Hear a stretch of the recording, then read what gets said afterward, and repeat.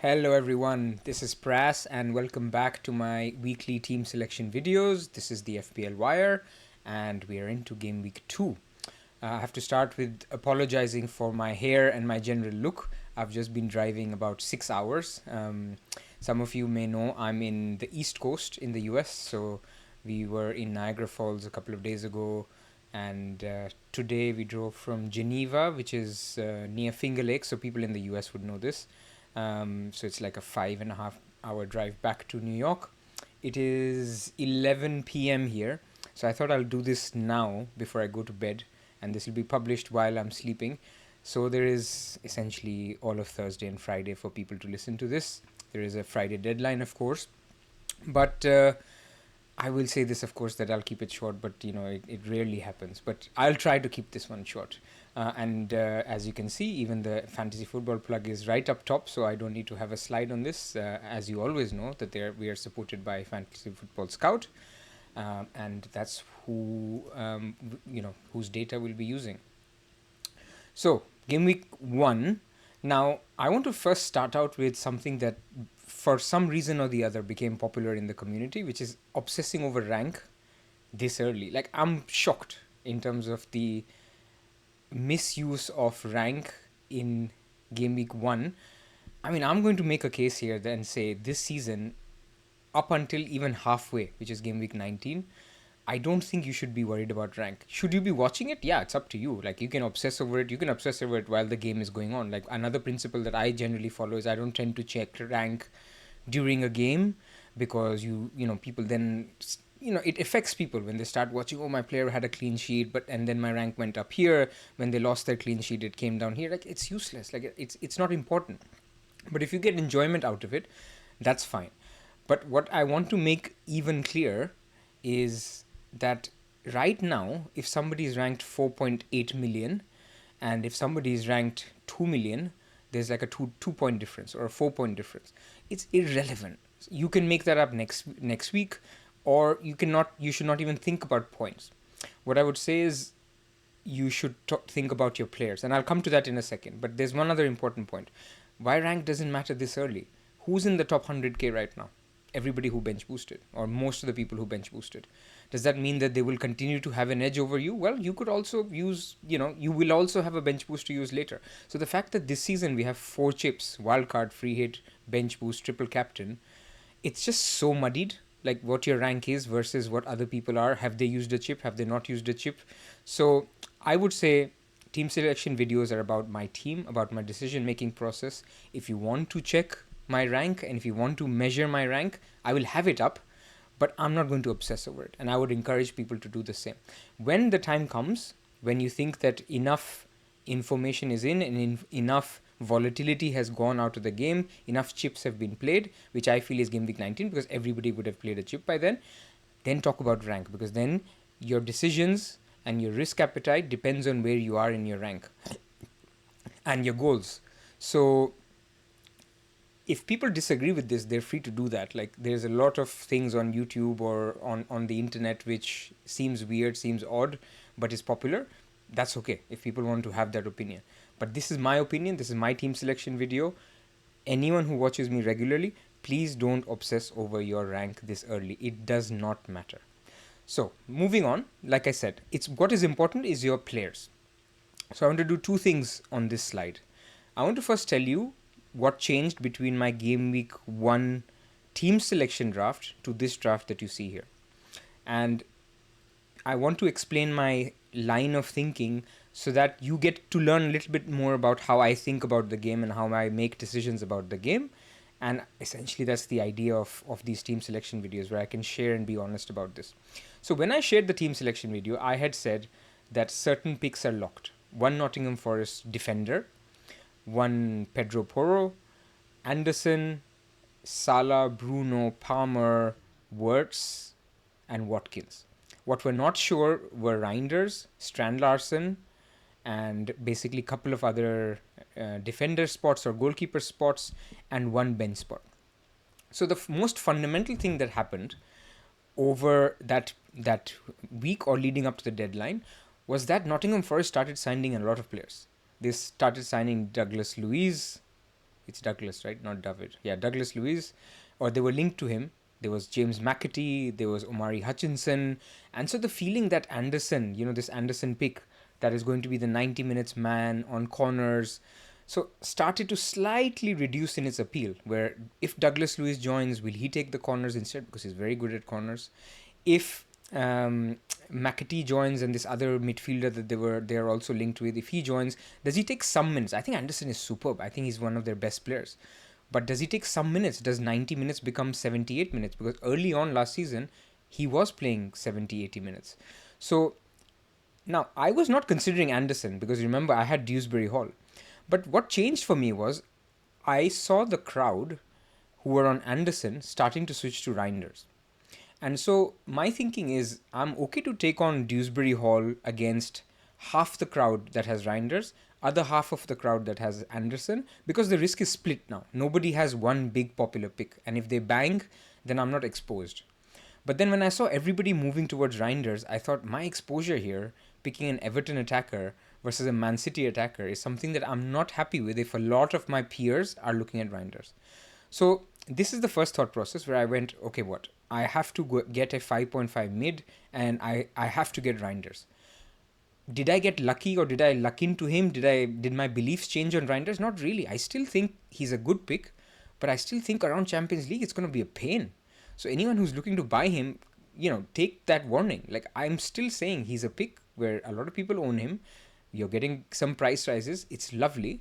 But is he going to be in my team long term? I'm not yet sure. I'm happy to be proven wrong. I enjoyed his goal and assist. But it's a Man City pick in a team where Cherki didn't play, Marmoush didn't play, Foden didn't play. They will play sometimes. Rodri will come back. So I am wary, and that's the kind of manager I am. And I'm not going to say, Reinders was my pick. He was not. I went there because Anderson didn't become a pick, and I saw many people going there. So anyway, that's the first thing. So then my midfield 5 was complete.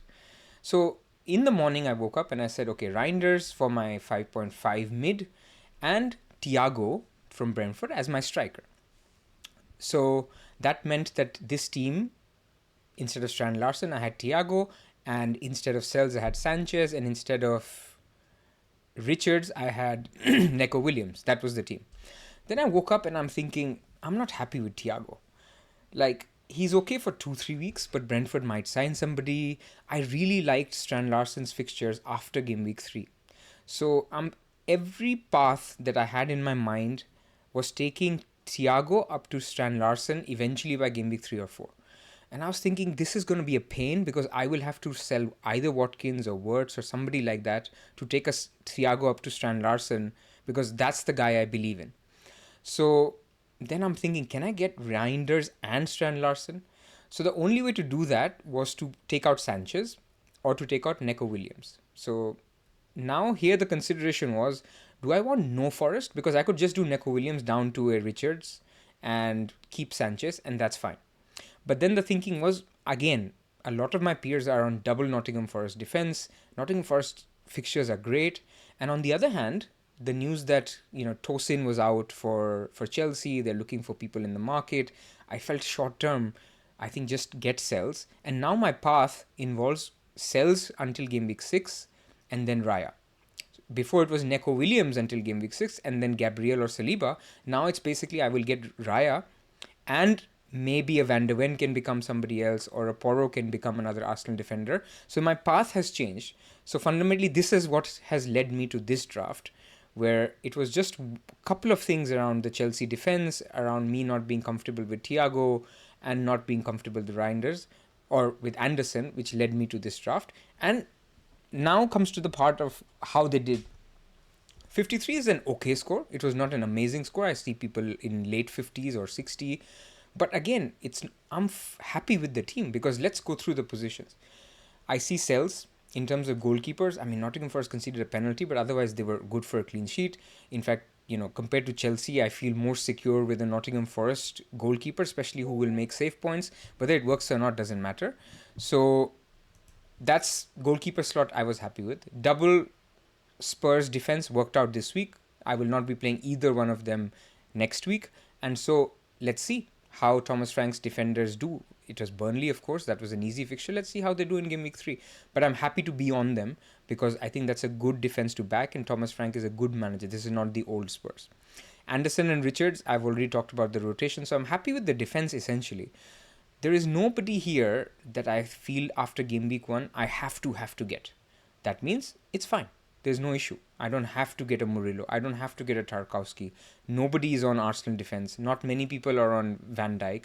So therefore, defense feels fine. So for me, my barometer of did the team do okay? Yeah, defense is fine. Midfield, I think this midfield is fine. Like, I think this midfield is great. Some people may not have a Bruno or a Wirtz, but other than that, 3 out of these 5 are now essentially template because Reinders is either bought by people this week or people had him this week. He's the guy. So, of course, I've gotten lucky with him by picking him. But now he's the guy that people are moving towards, who had Paqueta, who had...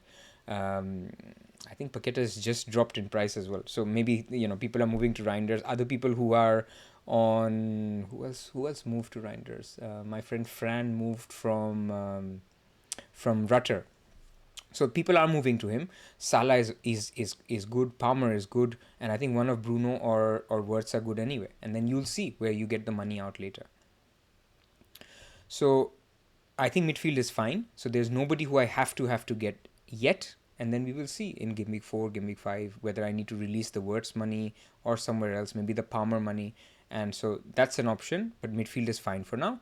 And in the strike force, Watkins disappointed. But you know what? Think about it this way. I went against João Pedro. He didn't do much. I went against Mateta. He didn't do much. Chris Wood did well, but he was third in my list. I would have gone João Pedro and or Mateta as my first 2. And then I would have gone Chris Wood. So he wasn't really in my thinking. So I'm not saying I have to get a 7.5 guy. Having Watkins feels great, right? Like today the news came out about... Havertz being injured, but then immediately you have the Watkins slot to say, you know what, can I go Gyökeres? And I'll talk about that when I come to my team selection. But you have that 9 million slot to be ready to go. If you need to go for Gyökeres, you go there. In game week 4, if Liverpool don't sign Isak and that saga continues, but the transfer window is shut, just before Burnley, go to Ekitike. Otherwise, you keep Watkins. So I like that price point a lot. So again, happy with my front line. And the Wolves striker, Strand Larsen, actually looked really good against Man City. So happy with that as well. So that's where I'll leave it in terms of how the team did. Who performed, who did well, who am I locked in and monitoring. I don't need to make that decision because I will roll them out again. And then I'll make that decision with 2 game weeks of data, not 1 game week of data. All right, so I go to my next slide. There's a little bit of lag here, apologies. Okay, so as usual, we look at Rob T's graphic. Not many people are on Arsenal defense, but Arsenal are the highest clean sheet odds. But that's understandable because Arsenal still have a couple of trickier fixtures. I think game week 7 onwards is when you really jump on the Arsenal defense. But at the moment, I think in terms of clean sheet odds, if you have a Man City defender like Aït-Nouri, brilliant. But Spurs, Thomas Frank has given Man City a lot of problems in the past. So in case you're not aware, like Brentford did the double over them 2 seasons ago. So I'm not saying Spurs will win, but you have to be a little bit cautious on this fixture with Thomas Frank. They will put out their 5 at the back that they had against PSG. Then it's a muchness between a Chelsea defender, a Liverpool defender, a Bournemouth defender. And so if you have a Sanchez, that's great. If you have a Van Dijk, that's fine. Frimpong had a little... watch out for press news on Frimpong coming off with a little bit of a niggle. Petrovic looks good this week if you have him as your keeper. And then after that, whoever is good, right? There's a lot of push towards Burnley defense, but Burnley is right down, even though they play Sunderland at home. So I get it because a lot of Burnley assets are being played ahead of Spurs assets. And Spurs are... Oh, sorry, I'm looking at goals scored. In terms of clean sheets, they're 32%. It's not too bad. Burnley's 32% compared to, let's say, a Chelsea who are 36% compared to a Spurs who are 10%. So, in that case, okay, it can make some sense if you play a Burnley. But as I will talk about, you have to manage your risk. It's actually the projected goals where I was looking at where, Haaland is great. I'll come to captaincy in a second. but Palmer and Salah are very similar in terms of expected goals, 1.95 and 1.90. Watkins is good, 1.6. Bruno is fine, 1.6. Man United looked great, by the way. I have to say that against Arsenal. It was a loss. Arsenal are a more mature team. They know how to defend. They know how to score set pieces. So congrats to them. This is not. I'm not being salty. And to be honest with you, as a very honest Man United fan, we are not competing against Arsenal this year. We are competing against, I think, Chelsea, Nottingham Forest, Aston Villa, Newcastle. These are our competitors. And if I look at that game, I take it very positively. Of course, I would have liked a result, but it's okay. There's no shame in losing to Arsenal. They're a very, very, very well-oiled machine. We're not even close to being a well-oiled machine. What I mean is in terms of how we were set up, how the play was coming, was flowing through the wings, how we were playing from the back. I think it was all very good. The press was great. So good signs for Man United, but we will see. We still don't know what impact that superb performance from Cunha and Mbeumo have on Bruno's overall goal share. When Sesko comes in, how do the dynamics change, and so on and so forth. So early doors. Nothing else really to say here. When you look at Everton and Nottingham Forest defenders, just remember that they come with a higher certainty of CBIT, although this weekend showed people that there's also variance or luck in CBIT, right? Some of your defenders or Bruno ended up with 10 or 11, and in that case, you just missed out by a single point. But over the course, if you pick players with good DEFCON potential, then they will deliver DEFCON points. Captaincy. I think this is going to be an important one this week. For people that are on Haaland, I think he's the clear captain. Not that anything has changed, right? I mean, there's a lot of FOMO after Haaland's brace in Game Week 1. I mean, Haaland is good, like we know that. The question is whether you can have both, or can you just have Salah, or can you just have Haaland? I'm still of the camp that if you go for both, then you're sacrificing on some very explosive picks that can match them in Palmer, in Saka, in Watkins, in... I'm not going to say Bruno because people will get offended. But there are picks out there. Isak could be one later that could match them potentially for short bursts of good fixtures. So going both, for me, little bit ruins the team structure, although I know a lot of people have started thinking about Salah and Haaland drafts. So if you're on that, or if you have Haaland, great, you have the best captain, but it's not by too much. So keep that in mind. Like, Saka has a very good fixture this week. Now, I'm very, very careful about Saka. Normally, I'm a big Saka proponent, but this year, they're now in for Eze, who will take away some set pieces. They are in for, or Gyökeres, there are some rumors that it has been confirmed that Gyökeres will take the penalties. So that's another important thing, that if he takes penalties of Saka, then is he worth the price? TBD. The other thing is Palmer. I mean, the jury is out. I know people were not happy with his performance in Game Week 1. It was Crystal Palace, remember? When Crystal Palace played Liverpool, people started having second thoughts on Salah. Salah did fine in the next game. So I wouldn't panic on Palmer just yet. Watch him for 2-3 weeks. Whether you want to captain him or not is another question, because between Salah and Palmer, there's a very small gap in the markets. And this is from Solio. I should have started with this. This is Solio's predicted points. And the idea here is that if you were to believe the markets, that Palmer is slightly ahead of Salah, but I would give you one caveat. The markets for Palmer are much more full in terms of, the people who want to bet on those markets have already made those bets or are close to doing that. Whereas the Salah game is on Monday, so you will see a lot of flow on Saturday and Sunday. So you may see that by Monday, actually, Salah's odds are actually higher than Palmer. So just something to keep in mind, that it's a Friday and a Monday game, so the odds are not directly comparable. Salah's could go higher or lower. You never know. So that's the thing. Gyökeres not being the highest, even though the markets now account for the Havertz injury, is a little surprising to me. But that's what tells you, because there's minutes uncertainty with Gyökeres as well. I don't think there's anybody else here. I mean, if people wanted to go for Watkins, I don't hate it. But if it's a striker not on penalties, then captaincy becomes very difficult for me. That's on captaincy. So let me come to my team, because I don't want to go too long today. I'll be rolling. my transfer. As I have said, I'll try to roll until game week 4, by the way. So if you want to skip all my team selections, come back game week 5, that's fine. So Sells in goal. This was a decision where I was debating between Sells and Dubravka. But the point is, I don't want to double up on Burnley defense. I have trust issues. And so I'm thinking, again, risk exposure. Manage your Nottingham Forest risk. A lot of people will put Murillo out. And so I'm thinking Sells as, as a good option. And there's a couple of other reasons. Palace will be without Eze now. It's been confirmed today that Eze is going to Arsenal. He will play the Thursday game, but then he'll be off. So he won't play this game. It's going to impact Palace. Second, Palace are playing on Thursday night, and then they play Nottingham Forest on Sunday. That's going to impact them as well. It's an away game. So for those reasons, I feel take Sells. He could get some save points and, Nottingham Forest defense exposure. And then Steve, it's your time to shine. He's good for CBIT. He's good for clean sheet odds. Whether Burnley keep it or not, I'm with you. If you have trust issues, I also have trust issues.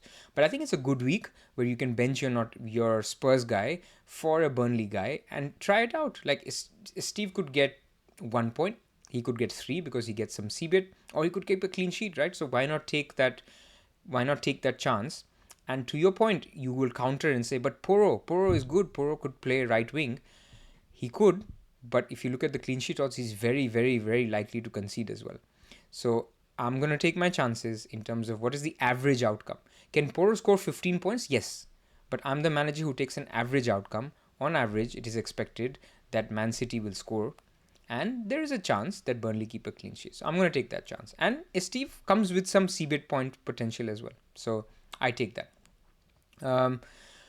Richards is staying because I think, Crystal Palace, again, they're playing on a Thursday, but it's a good outfit at home still, right? So I go back to Nottingham Forest preseason, who are struggling to score. It's still the same Nottingham Forest. Now, of course, we don't want to put too much on preseason form or whatever. They did well against Brentford, but maybe Crystal Palace are a good outfit. They did so well against Liverpool, so well against Chelsea. So I'm happy to put out Chris Richards, who's also good for CBIT. Not as good as Lacroix, by the way, but that was 0.5 I didn't have. If you gave me 0.5, I'm happy to upgrade Richards to Lacroix. And then Anderson. Anderson versus Porro was a little bit more thought that I gave. But again, I think CBIT points, CBIT potential, Fulham good team at home. I'm going to go with Anderson. So that's the thinking here in defense. I think the midfield picks itself. I have nothing to do in midfield, and the attack picks itself, right? It's Guiu who will be on the bench. I would love it if in one of the press conferences somebody says Guiu is starting, because I am not too far from a bench boost here. I could just do, if I know that Guiu is starting, then Porro to Munoz and start and bench boost. I think that's on. But because we don't know he's going to start, then it becomes a little iffy. I don't want to commit a transfer. Who will I bench then in that case? So I'll leave it at that. Captaincy, I'm quite firmly on Salah personally. Like, I haven't really given Palmer much thought because Palmer has a lot to prove to me. If he does well, that's good. I will have one less problem in my team. Away to West Ham. West Ham have looked poor, but you know what? Newcastle are quite down. Salah has a great record. So I haven't really given it much thought. I was listening to the guys, and Late Riser is closer to Palmer. Zoff is closer to Salah. For me, it's just if they're both very similar, then I trust Salah or Liverpool over Chelsea any day. So I'm quite sure I'll be on Salah unless something changes injury wise or any news wise. So nothing to do on my team. I'm shuffling my defenders. I'm trying to manage a rotation between them. Next week, I'll put out my Spurs boys again. I'll be benching Steve and Richards. That's how I'm trying to think about this defense. All are good CBIT players except Porro, who has attacking potential. That was the thinking. 4 centre-backs. So people who think I lost trust in CBITs, I just lost trust in expensive players with CBIT. I still have a lot of faith in Richards and Anderson this week, and Steve to get CBIT points, and hopefully a clean sheet. I will leave it there. If you liked the video, please do like the video and subscribe to the channel. If you haven't, I have to also thank people. I wasn't on the deadline stream for us reaching 40,000 subscribers. It is so humbling that 40,000 people actually have clicked our button and subscribed to us, because it makes all this worthwhile. So I'm always forever grateful for your support, and thank you very much. And good luck for game week 2. Don't obsess over your rank. Have a good one.